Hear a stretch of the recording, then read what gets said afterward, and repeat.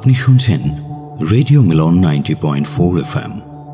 আজকের নিবেদন নারায়ণ সান্যালের কাঁটায় কাঁটায় সিরিজের কাহিনী কৌতূহলী কোণের কাঁটা, প্রথম পর্ব, তৃতীয় ভাগ।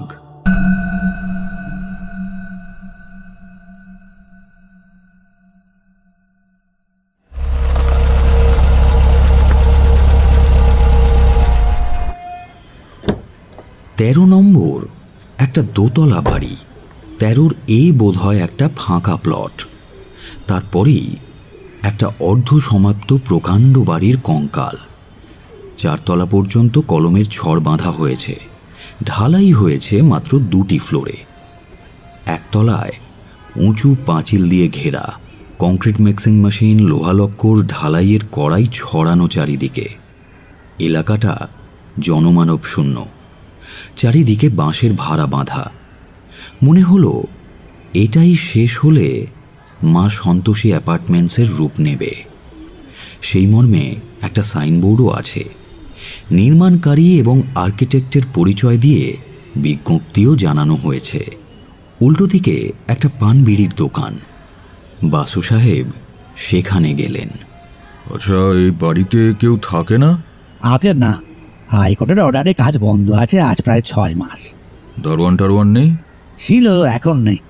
শুধু ওই দোতলায় এক বাবু একা একা থাক। কি নাম সে বাবুর? ঘোষ বাবু।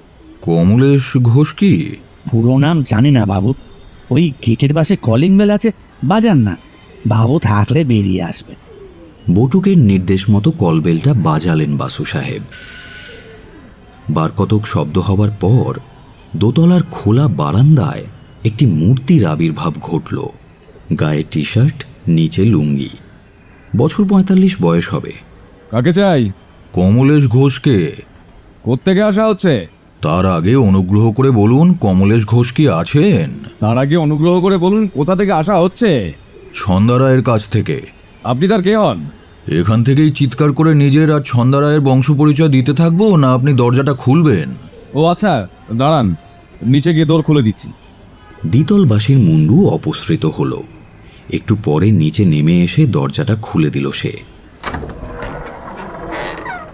কিন্তু 2 হাতে দরজা আগলে বলল, হ্যাঁ, এবার বলুন। রাস্তায় দাঁড়িয়ে? হ্যাঁ, ক্ষতি কি? ক্ষতি আমার নয় কমলেশবাবু, ক্ষতি আপনার। আপনি ওর সঙ্গে আজ সন্ধ্যায় যে অ্যাপয়েন্টমেন্টটা করেছেন সেটার বিষয়ে আলোচনা। রাস্তায় দাঁড়িয়ে সে কথা বোধহয় বলা যায় না। আর আপনি যদি ইন্টারেস্টেড না হন তাহলে আমি এখান থেকেই ফিরে যাব। আফটার অল আমি আমার ফি ঠিকই পাবো। আর্থিক লোকসানটা শুধু আপনারই। আপনার নামটা জানতে পারি? অনায়াসে। আপনি স্বীকার না করলেও আমি যখন আপনার নাম জানি তখন আপনি বা আমার নাম জানবেন না কেন? আমার নাম প্রসন্ন কুমার বাসু। আপনি ব্যারিস্টার? তা বলতে পারেন। আচ্ছা, আসুন আপনি। দুজনে ভেতরে ঢুকলেন। ইয়েললক দরজা আপনা আপনি বন্ধ হয়ে গেল। সামনেই সিঁড়ি, ঢালাই হয়েছে কিন্তু রেলিং নেই, ফিনিশিং হয়নি, ডগ লেগেড স্টেয়ার। মোড় ঘুরে দোতলায় পৌঁছলেন তারা। দোতলায় খাড়া খাড়া সব স্তম্ভ, যেন আগ্রা দুর্গের দেওয়ানি আম। শুধু একটা বড় হল কামরার চারিদিকে দেওয়াল তোলা, আর এক কোণায় সেই ঘরের বাইরের দিকে জানালার গ্রিল বসানো। ঘরে চৌকি বিছানা পাতা, টেবিল চেয়ার রয়েছে কিছু, টেবিলে টেলিফোন এবং কিছু নকশা ছড়ানো। একপাশে নানান গৃহ নির্মাণের সরঞ্জাম স্তূপাকার করে রাখা। Sanitary pipe, commode, wash basin, galvanised জলের পাইপ, আরও কত কি সরঞ্জাম। বাসু সাহেবের দিকে একটা চেয়ার বাড়িয়ে দিয়ে লোকটা তার মুখোমুখি বসল। হাইকোর্টের অর্ডারে নাকি এ বাড়ি তৈরির কাজ বন্ধ আছে? হ্যাঁ, মাস 2 হল। কর্পোরেশনের মতে বেআইনি কাজ হয়েছে। আপনি কি কেয়ারটেকার নাকি মশাই? Sort of. প্রমোটার আমার বন্ধু।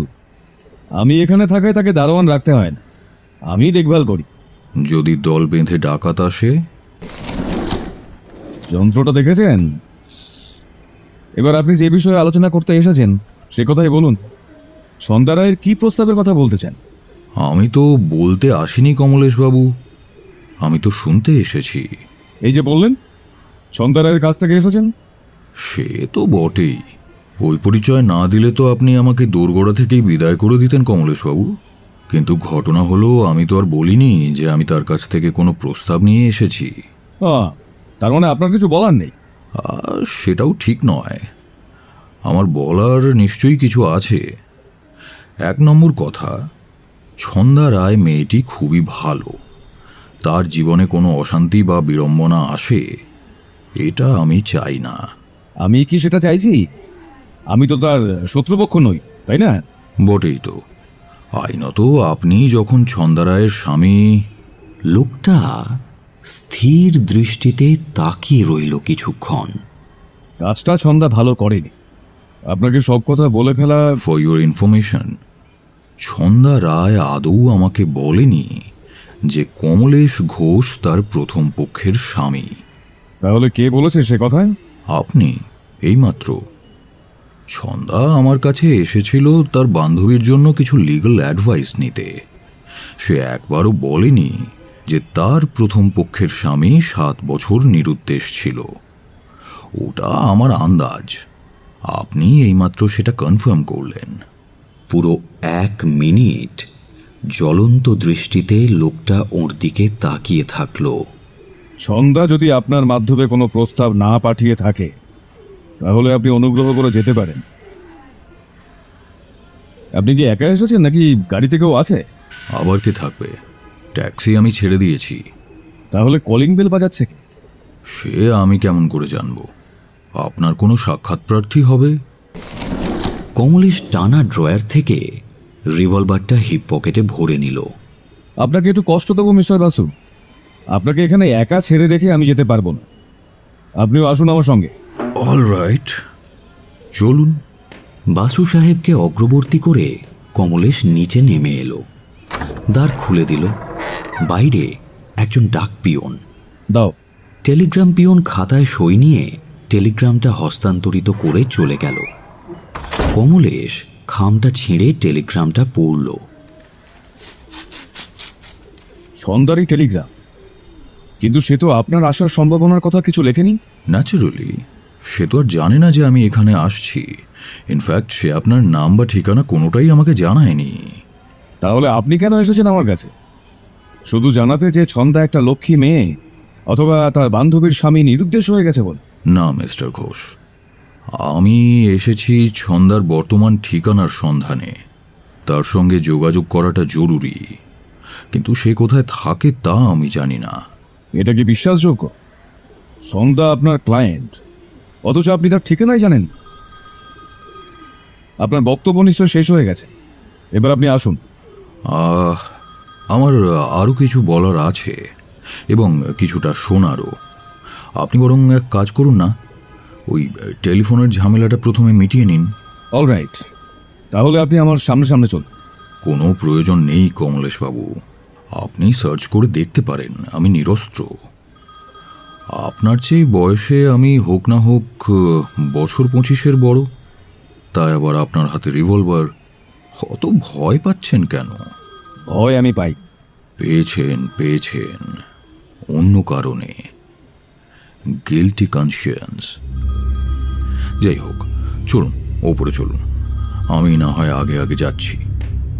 বাসু সাহেব তাঁর চেয়ারে যতক্ষণ না স্থির হয়ে বসলেন, ততক্ষণ কমলেশ টেলিফোনটাকে বাজতে দিল। তারপর তুলে নিল যন্ত্রটা, কিন্তু নিজে বসল না। না হ্যালো, না নিজের নাম, কোনো কিছুই বলল না। শুধু নিজের টেলিফোন নম্বরটা জানালো। ওর স্থির দৃষ্টি বাসু সাহেবের দিকে। দেখল তিনি চোখ দুটি বন্ধ করে শুনছেন। ও পক্ষের কথা শুনে নিয়ে কমলেশ বলল, এই কথা তো টেলিগ্রামে বলেছো তুমি, তাহলে কখন আসছো? কি ন্যাকা সাজার চেষ্টা করো না, তুমি ছাড়া কে এই টেলিগ্রাম পাঠাবে? ঠিক আছে, পরে কথা হবে। না না, বললাম তো এখন আমি ব্যস্ত আছি, আমার ঘরে ভিজিটার আছে। কি? সেটা তো তুমি জানোই। I am sorry. লাইনটা ছেড়ো না, ওর সঙ্গে আমার কিছু কথা আছে। Sit down. বলুন, আর কি বলতে চান? ছন্দাই তো ফোন করেছিল নাকি? অবান্তর কথা বলবেন না মিস্টার বাসু, আর আমার প্রাইভেট লাইফে অহেতুক নাক গলাতেও আসবেন। আপনার যদি কিছু বলার থাকে তো বলে ফেলুন, না থাকলে বিদায় হন। আমার অনেক কিছু জানার আছে মিস্টার ঘোষ। তাহলে শুরু করুন, আমাদের দুজনেরই সময়ের দাম আছে। নিশ্চয়ই। আমার 1 নম্বর প্রশ্ন, আপনার উপাধি ঘোষ, অথচ আইনত যিনি আপনার স্ত্রী তাঁর উপাধি রায়। পূর্বে বিশ্বাস ছিল, এটা কেমন করে হলো? সেটা আপনার ক্লায়েন্টের কাছ থেকে জেনে নেবেন। আর কিছু? গত 7 বছর ধরে আপনি আপনার স্ত্রীর সঙ্গে কোনো যোগাযোগ করেননি কেন? তাকে নতুন বিবাহ বন্ধনে আবদ্ধ হওয়ার সুযোগ দিতে? লুক হিয়ার মিস্টার বাসু, আমি কিন্তু কাঠগড়ায় দাঁড়িয়ে নেই যে আপনি ক্রমাগত প্রশ্ন করে যাবেন আর আমি তার জবাব দিয়ে যাব। এটা আপনি আশা করেন কোনাকে? হ্যাঁ, আমার একটি মাত্র কথা বলার আছে, আমি কোনো বেআইনি কাজ করছি। ইন্ডিয়ান পিনাল কোডের কোনো ধারাই আমি লঙ্ঘন করতে চাইছি না। ফলে আপনার কিছুই করণীয় নেই। আপনি ফুটুন তো। ফুটুন?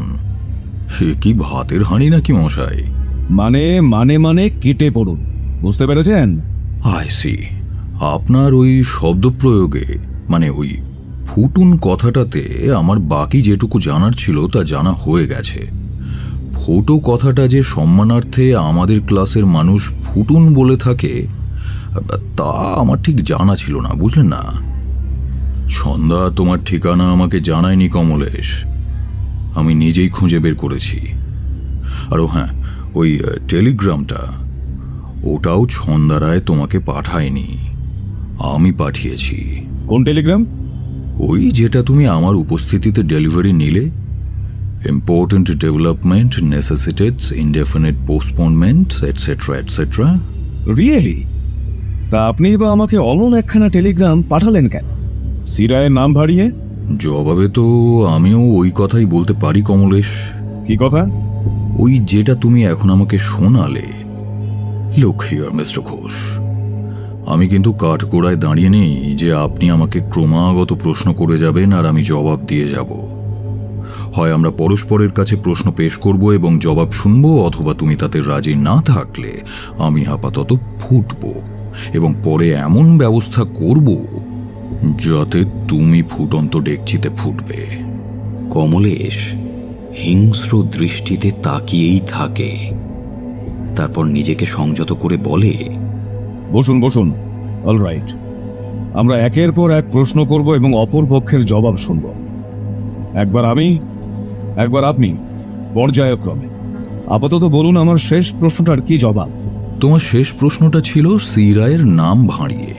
আমার জবাব হচ্ছে সি রায় আমার ক্লায়েন্ট। সলিসিটর ক্লায়েন্টের তরফে চিঠি লিখলে বা টেলিগ্রাম করলে আইনত তাকে নাম ভাড়ানো বলে না। সে কথা আমি বলতে চাই।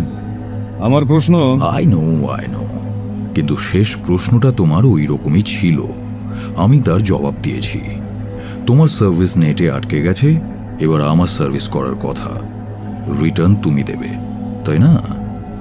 শর্ত হয়েছে দুপক্ষই পরপর প্রশ্ন করবে।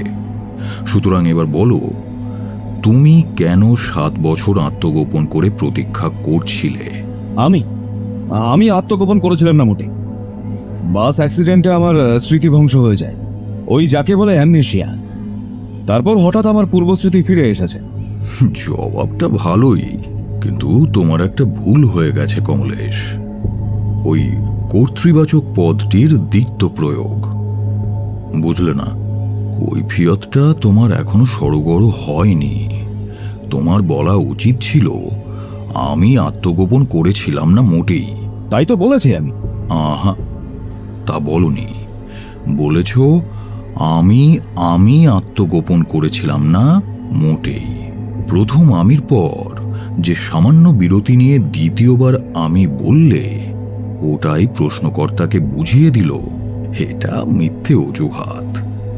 সে যাই হোক, এবার তোমার প্রশ্ন করার পালা, সার্ভ করো। আপনার client, sorry for interrupting you. এই পর্যায়ে আমার পক্ষ থেকে জানিয়ে রাখা শোভনীয় যে আমার ক্লায়েন্ট ছন্দা নয়, তার স্বামী মিস্টার রায়। ইয়েস, বলো কি জানতে চাইছো? আপনি তো এতক্ষণ বলেননি যে ছন্দা নয়, 3-3 বার হয়নি আপনার ক্লায়েন্ট। কেন? তার হেতু তুমি তো এতক্ষণ আমার সঙ্গে সহযোগিতা করতে রাজি হচ্ছিলে না, দূর থেকেই আমাকে ফোটাতে চাইছিলে। এখন শর্ত হয়েছে দুজনেই প্রশ্ন করব এবং উত্তর শুনব। সেক্ষেত্রে আমার প্রশ্ন, সরি কমলেশ, এবারও তোমার সার্ভিস নেটে আটকে গেছে। Double fault. তোমার প্রশ্ন তুমি পেশ করেছো এবং আমি তার জবাব দিয়েছি। এবার আমার প্রশ্ন করার পালা। তুমি কি জানো যে ত্রিদীপ নারায়ণ রাও জানতে পেরেছে যে তার স্ত্রীর প্রথম পক্ষের স্বামী জীবিত এবং সে ব্ল্যাকমেলিং এর ধান্দায় আছে? ইম্পসিবল। কোনটা ইম্পসিবল? ত্রিদীপ নারায়ণ জানে না ছন্দার প্রথম স্বামী জীবিত থাকার তথ্যটা, নাকি তার ব্ল্যাকমেলিং করার তথ্যটা? কে ব্ল্যাকমেলিং করতে চাইছে সেই প্রশ্ন তো এখনো ওঠেইনি। ত্রিদীপের বিশ্বাস তার স্ত্রীকে ব্ল্যাকমেলিং করতে চাইছে একজন তৃতীয় পক্ষ, একজন প্রফেশনাল ব্ল্যাকমেলার, যে ঘটনাচক্রে জানতে পেরেছে যে ধনকুবের ত্রিদীপ নারায়ণের স্ত্রী অন্নপূর্বা। কমলেশের বোধহয় গুলিয়ে গেল খেলার আইনটা। একবার সার্ভ করার কথা, কিন্তু কে কাকে প্রশ্ন করছে আর কে কাকে জবাব দিচ্ছে তার হিসেবটা তার আর মনে রইল না। তৃতীয় পক্ষ? তা হতেই পারে না। তৃতীয় পক্ষ কোথা থেকে আসবে? আর ত্রিদীপ এমন গবেট? না কমলেশ, তুমি ত্রিদীপকে যতটা গবেট ভাবছো ততটা সে নয়। কেন? তার কি অতিবুদ্ধির পরিচয় আপনি পেয়েছেন? সে আমি যা পাওয়ার পেয়েছি, তার সঙ্গে কথা বলে আমার আদৌ মনে হয়নি যে সে আলালের ঘরের দুলাল। তাহলে বলবো মানুষ চেনার ক্ষমতা আপনার আদৌ নেই। কিন্তু এ কথা তো ঠিক, মানে একটু আত্মশ্লাঘার মতো শোনালেও ত্রিদীপ যে খুঁজে খুঁজে জব্বর উকিলকেই কেসটা দিয়েছে এটা তো আপনি অস্বীকার করতে পারবেন না। তার কারণ অন্য কিছু হতে পারে। তা অবশ্য হতে পারে, মানে তুমি যা বলছো। আমি আবার কি বলবো? অর্থাৎ ত্রিদীপ আমাকে নিজে নির্বাচন করেনি। সে ব্যক্তিগতভাবে আমার সঙ্গে দেখা করেছিল বটে, কিন্তু আমাকে নির্বাচন করেছেন তাঁর সুনামধন্য পিতৃদেব। আমি মোটেই সেই কথা বলি। ত্রিবিক্রম নারায়ণ কিছুই জানেন না এখন। তুমি কি বলতে চাও যে ত্রিদীপ একটা হাসপাতালের নার্সকে বেমক্কা বিয়ে করে বসে আছে, সে খবরটাও ধনকুবের ত্রিবিক্রম রায় জানেন না? হঠাৎ কি যেন খেয়াল হলো কমলেশের। সে আচমকা উঠে দাঁড়িয়ে বলল, দেখুন, আপনি ক্রমাগত আমার পেট থেকে কথা বের করে নিচ্ছেন, অথচ নিজে থেকে কিছুই বলছেন। আমি তো তোমাকে বলেছি কমলেশ, আবারও বলছি, সাবধান হও। সাবধান হব? কেন?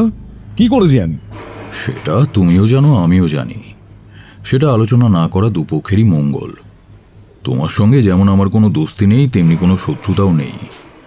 আমি শুধু আমার ক্লায়েন্টের মঙ্গলাকাঙ্ক্ষী। আর সেটা যদি বিনা রক্তপাতে হয়। বিনা রক্তপাতে মানে? তুমি তো গবেট নও কমলেশ। ত্রিবিক্রম নারায়ণ তার পারিবারিক সুনাম রক্ষার জন্য কতদূর যেতে পারেন।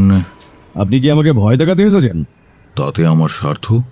আপনার ব্যক্তিগত নয়, কিন্তু আপনার ক্লায়েন্টের স্বার্থ জড়িয়ে আছে বই কি। তার মানে ধনকুবের ত্রিবিক্রম নারায়ণের পারিবারিক সুনাম নষ্ট করতে তুমি বদ্ধপরিকর? তেমন কথা আমি আদৌ বলিনি। বলনি, ইঙ্গিত করেছ। যদি তোমার স্ত্রী টাকাটা না মিটিয়ে দেয় তো? দুর্ভাগ্য একেই বলে, নিতান্ত দুর্ভাগ্য। কথার মারপ্যাঁচে সাক্ষীকে পেড়ে ফেলাই ওর পেশা এবং নেশা। সেই কায়দাতে শুভ্রার কাছ থেকে আদায় করেছিলেন ওর ক্লায়েন্টের নাম। এখানেও সেই একই কায়দায় কমলেশের কাছ থেকে সংগ্রহ করছেন তার ক্লায়েন্টের স্বামী এবং শ্বশুরের নাম। কথাবার্তা আরেকটু চালাতে পারলে ছন্দারায়ের ঠিকানা অথবা টেলিফোন নম্বর ঠিক সংগ্রহ করা যেত। অথচ এই ব্রাহ্ম মুহূর্তেই টেলিফোনটা বেজে উঠল। যেন সম্মোহনের একটা ঘোর থেকে জেগে উঠল কমলেশ। যন্ত্রটা তুলে নিল কানে। কমল বলছি, বলো। এই না, ওয়েট, একটু লাইনটা ধরো। যন্ত্রটা কান থেকে নামিয়ে মাউথপিসটা এক হাতে চেপে বাসু সাহেবের দিকে ফিরে কমল বলল, প্লিজ মিস্টার বাসু, এবার আপনি আসুন। ছন্দাই আবার ফোন করেছে তো? That's none of your business, please get out. তুমি অহেতুক রাগারাগি করছো কমলেশ। আমি তোমার শত্রুপক্ষ নই। হিপ পকেট থেকে আগ্নেয়াস্ত্রটা বের করল Kamlesh. Look here mister Basu, আমি আপনার ক্লায়েন্টের মতো আলালের ঘরে দুলালো নই, গবেটন। ফ্র্যাঙ্কি পাইলের মাঙ্কিটার শব্দ শুনতে পাচ্ছেন? ঠিক ওই শব্দটার সঙ্গে সঙ্গতি রেখে ফায়ার করলে ত্রিসীমানায় কেউ বুঝতে পারবে না বাসু সাহেব তার মানবলীলা এই অসমাপ্ত প্রাসাদের ভেতরে সাঙ্গ করলেন। আর বিলিভ ইট অর নট, এই বাড়ির পিছনে কাজের জন্য বিরাট বড় বড় গর্ত খোঁড়া আছে। লাশ পাচার করতে আমার কোনো অসুবিধা হবে না। এসব কি বলছো কমলেশ? আমি 3 গুনবো, তার মধ্যে যদি আপনি সিঁড়ি দিয়ে নামতে শুরু না করেন, আই মিন না ফোটেন। অল রাইট, ওটা নামিয়ে রাখো, ওটা লোডেড। পায়ে পায়ে উনি সিঁড়ির দিকে এগিয়ে চলেছেন, কিন্তু দেখা গেল কমল অত্যন্ত সাবধানী। বাসু সাহেবের পেছন পেছন সে নিজেও নেমে এলো নিচে। দরজা খুলে বৃদ্ধকে আক্ষরিক অর্থে পথে নামিয়ে এয়ারলক দরজা বন্ধ করে তবে ওপরে ফিরে গেল। বাসু সাহেব বাইরে এসে ঘড়ি দেখলেন, অনেক বেলা হয়ে গেছে। রাস্তা দিয়ে কিছু প্রাইভেট কার যাতায়াত করছে বটে, কিন্তু খালি ট্যাক্সির কোনো চিহ্ন নেই। অদূরেই কোনো একটা বাড়িতে পাইল বুনিয়াদ বানানোর জন্য 7 সেকেন্ড পর পর একটা করে দুম দুম শব্দ হচ্ছে, সেটার কথাই বলেছিল কমলেশ। এবার শব্দটা আরও স্পষ্ট। কি করবেন স্থির করতে গিয়ে অভ্যেসবশত ডান হাতটা চলে গেল পকেটে, পাইপ পাউচের সন্ধানে। দুর্ভাগ্য সব দিকেই। অনেকক্ষণ চেষ্টা করেও লাইটারটা জ্বালাতে পারলেন না। সম্ভবত জ্বালানি ফুরিয়েছে, রিফিল করতে হবে। আপাতত সমাধান একটি দেশলাই কেনা। নজর গেল গলির ওপারে পান বিড়ির যে দোকানে সংবাদ নিয়েছিলেন প্রথমে, সেই দিকে। দোকানের সামনে একটি মাত্র খদ্দের মোটরসাইকেলে বসে কি যেন বলছে। লোকটার মাথায় হেলমেট, চোখে সানগ্লাস, চেনা মুশকিল। বাসু সাহেব গুটি গুটি সেদিক পানে এগিয়ে গেলেন। আগে না বাবু, আপনি ভুল ঠিকানায় এসেছেন। এই গলিতে আমি হাফ প্যান্ট করে মার্বেল খেলেছি। এ পাড়ার সব পাইকে চিনি। দত্ত মজুমদার নামে কেউ এই গলিতে থাকেন না। বাসু সাহেব এসে দাঁড়ালেন। মোটর বাইকের আরোহীর বয়স ওই 27-28 হবে। নিম্নাঙ্গে জিন্স, ঊর্ধ্বাঙ্গে উইন্ডচিটার। অত্যন্ত বলিষ্ঠ যুবা পুরুষ। বাসু সাহেবকে দাঁড়িয়ে পড়তে দেখে তাঁকেই প্রশ্ন করে, আপনি কি এ পাড়ায় থাকেন দাদু? না দাদু, থাকি না। তবে অনেক অনেক দত্ত মজুমদারকে আমি চিনি। কেউ এপাড়ার, কেউ বেপাড়ার। বাই এনি চান্স তুমি কি কমলেশ দত্ত মজুমদারকে খুঁজছো? লোকটা পকেট থেকে একটা সুদৃশ্য সিগারেটের কেস বের করে ঠোঁটে একটা সিগারেট চেপে ধরে লাইটার জ্বালিয়ে সেটা ধরালো। কমলেশ নয়, কমলচন্দ্র দত্ত মজুমদার। বাসু সাহেব হাত বাড়িয়ে ওর কাছ থেকে লাইটারটা চেয়ে নিয়ে নিজের পাইপটা ধরালেন। সরি, তাহলে সে অন্য কমল। আমি বলছিলাম কুলীন কমলের কথা। কুলীন কমল মানে? কুলীনরা সেকালে অনেক অনেক বিয়ে করত, শোনোনি? আমি যে কমলের কথা বলছি সে ছিল তেমনি এক বিবাহ বিশারদ কমল। কমলচন্দ্র নয়, কমলেশ। আপনি যার কথা বলছেন আমিও বোধহয় তার কথাই বলছি। বছর 45 বয়স, রোগা, মুখে বসন্তের দাগ। এক্স্যাক্টলি। কোথায় তাকে জানেন? হ্যাঁ জানি, এ পাড়ায় নয়। দেখলেন, বলেছিলাম এ পাড়ায় থাকেন না। তবে কোথায়? এসো বরং ওই দোকানে গিয়ে একটু চা পান করা যাক। তোমার মোটরসাইকেলটা বরং এখানেই থাক, কি বলো ভাই? কোনো অসুবিধা নেই। চায়ের দোকানের দূরতম প্রান্তে দুজনে গিয়ে বসলেন।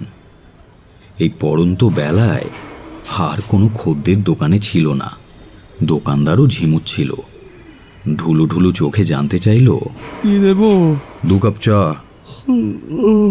ঠিক আছে, বসুন। এটা দেরি হবে কিন্তু, আঁচ নেমে গেছে। উঁচু করো, আমাদের তাড়া নেই। ছেলেটি বসল দেয়াল ঘেঁষে, রাস্তার দিকে মুখ করে, যাতে বাহনটাকে নজরে রাখা যায়। হ্যাঁ, এবার বলো তো, কমলকে কেন খুঁজছো? সে অনেক কথা দাদু। আপনি তার বর্তমান ঠিকানাটা জানেন? জানি, তোমাকে জানাতেও রাজি আছি, কিন্তু তার আগে আমার কয়েকটি কৌতূহল মেটাতে হবে। প্রথম প্রশ্ন, তুমি যাকে খুঁজছো সেই কমল যাকে ফাঁসিয়েছে সেই মেয়েটি তোমার কে? আপনি যে গণৎকার ঠাকুরের মতো ভেলকি শুরু করলেন দাদু। দেখো ভাই, আমি খোলা কথার মানুষ। এভাবে উল্টোপাল্টা প্রশ্নোত্তর করলে আমার চলবে না। তুমি যদি আমার সাহায্য চাও তাহলে তোমাকেও সাহায্য করতে হবে, আর তুমি না চাইলে আমরা বাতচিত বন্ধ করে দুজনেই দুজনের বাড়ির দিকে হাঁটা লাগাতে পারি। কিন্তু যদি আমার মাধ্যমে কমলের বর্তমান ঠিকানাটা জানতে চাও। বুঝেছি, বলুন কি জানতে চান। বাসু সাহেব পকেট থেকে তার নামাঙ্কিত একটি কার্ড ও টেবিলের সামনে রাখলেন। প্রথম প্রশ্ন, তোমার নাম এবং ঠিকানা। ছেলেটা কার্ডখানার দিকে তাকিয়েও দেখল না, ফেরত দেবার জন্য বাড়িয়ে ধরে বলল, মাফ করবেন দাদু, আমি তেতাস খেলার আসরে প্রথম 3 ডিল ব্লাইন্ড খেলি। বাসু সাহেব নির্বিবাদে ওর নিজের কার্ডখানা তুলে নিলেন। তাহলে ওই প্রশ্নটার জবাব দাও। যে মেয়েটিকে কমল ফাঁসিয়েছে সে তোমার কে? আমার ক্লায়েন্ট। দেখো, যেহেতু এটা সেকেন্ড ডিল, তাই বোধহয় আমার প্রশ্ন করাটা সমীচীন হবে না। মেয়েটি তোমার ক্লায়েন্ট হলো কোন সুবাদে? মানে ডাক্তারি, ওকালতি, ঘটকালি? হ্যাঁ, আজ্ঞে না, ওর একটাও নয়। আমি কমিশন নিয়ে কার্যোদ্ধার করি। আমার ক্লায়েন্টের 20,000 টাকা মেরে দিয়ে এই হারামজাদা গা ঢাকা দিয়েছে। টাকাটা উদ্ধার করতে পারলে আমি কমিশন পাবো 25%, অর্থাৎ 5,000 নেট, বুঝলেন? নেট অর্থাৎ তোমার খরচ খরচা ছাড়া? Expenses extra. কিন্তু এত বিস্তারিত জানতে চাইছেন কেন বলুন তো? অবভিয়াসলি একই হেতুতে আমিও ওই বিবাহ বিশারদ কমলকে খুঁজছি, ওই একই কারণে। তাই ভাবছি তোমাকে কমিশনে কাজটার দায়িত্ব দেওয়া যায় কি না। কেন যাবে না? আমার রেট বাধা 25। আপনার আত্মীয়ের কত কোয়া গেছে? কতদিন আগে? আমার মনে হচ্ছে থার্ড ডিল খেলা হয়ে গেছে। এখন তোমার নাম পরিচয়টা? আপনি যে পুলিশের লোক নন তার প্রমাণ এখনো আমি পাইনি। আমার ভিজিটিং কার্ড তো তুমি দেখতেই চাইলে না। দূর, ভিজিটিং কার্ডে কিছু প্রমাণ হয় নাকি? সঙ্গে আপনার ড্রাইভিং লাইসেন্স আছে কিংবা পাসপোর্ট? হিম্মতে যদি কুলোয় তাহলে ওই ঠিকানায় কাল সকাল 8টার সময় আমার সঙ্গে দেখা করো। আমার ড্রাইভিং লাইসেন্স, পাসপোর্ট দুটোই দেখাবো। তবে হ্যাঁ, তোমারও আইডেন্টিফিকেশনের সন্দেহাতীত প্রমাণটা নিয়ে যেও ব্রাদার। শুনুন স্যার, আচ্ছা সব কথা বলছি। Sorry, you missed your chance. কাল সকাল 8টায় আমার চেম্বারে। ছেলেটি উপর করা কার্ডটা একবার চিৎ করে দেখল, কোনো উচ্চবাচ্য করল না। রাস্তা পার হয়ে মোটর বাইকে সওয়ার হলো, তারপর পাড়া কাঁপিয়ে চলে গেল পূব মুখে। বাসু সাহেবও রাস্তা পার হলেন। লক্ষ্য করলেন পানওয়ালা দুলে দুলে বিড়ি বানিয়ে চলেছে বটে, কিন্তু ওদের দুজনকে মাঝে মাঝে চোখ তুলে নজর করছে। ওর কাছে এসে বাসু সাহেব বললেন, একটা দেশলাই দেখি। লোকটা নিককথায় একটা টেক্কা মার্কা চতুষ্কোণ ওর দিকে বাড়িয়ে ধরল। বাসু সাহেবও হিপ পকেট থেকে ভারী ওয়ালেটটা বের করে তার গর্ভ থেকে বার করে আনলেন একটা 50 টাকার নোট। দেশলাই কিনে কি 50 টাকা নোট ভাঙানো যায় বাবু? তা যায় না। তাহলে খুচরো দিন। ওই গোটা নোটখানাই তোমার, ভাঙানি দিতে হবে না। লোকটার মুখ হাঁ হয়ে গেল।